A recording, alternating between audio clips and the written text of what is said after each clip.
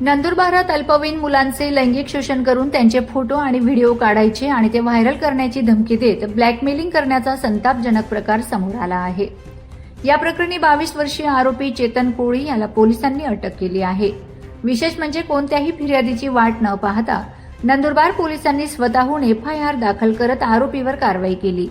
पोलिसांची ही तत्परता कौतुकास्पद असल्याचे आमदार चित्रा वाघ यांनी म्हटले आहे। नमस्कार।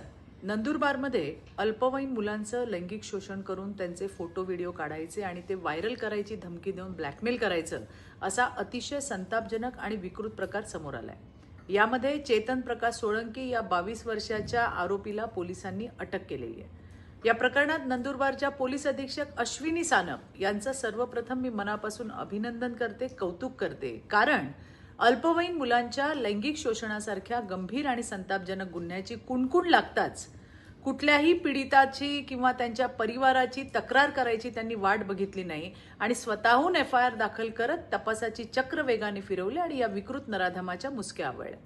पोलिसाच्या तपासात त्याच्या मोबाईलमधनं जवळपास 600हून अधिक आक्षेपार्ह फोटो आणि व्हिडिओ आढळल्याची माहिती समोर आली आहे। त्यामुळे हा एखाद्या एक दोन दिवसाचा असा हा प्रकार नसावा।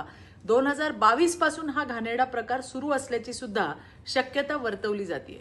आरोपी तर पोलिसांच्या ताब्यात आहेतच, पोलीस अधिकचा तपास पण करतायत आणि येणाऱ्या काळामध्ये या गुन्ह्याची व्याप्ती जी आहे ती सुद्धा त्या ठिकाणी उघडकीला व्हायला हवी आहे। या आरोपीच्या मागे आणखीन कोण आहेत, या मागे एखादं रॅकेट काम करतंय का, आणखी किती अल्पवयीन मुलं या विकृताची शिकार झाली आहेत, या सगळ्या प्रश्नांचं उत्तर तपासातून समोर यायला पाहिजे।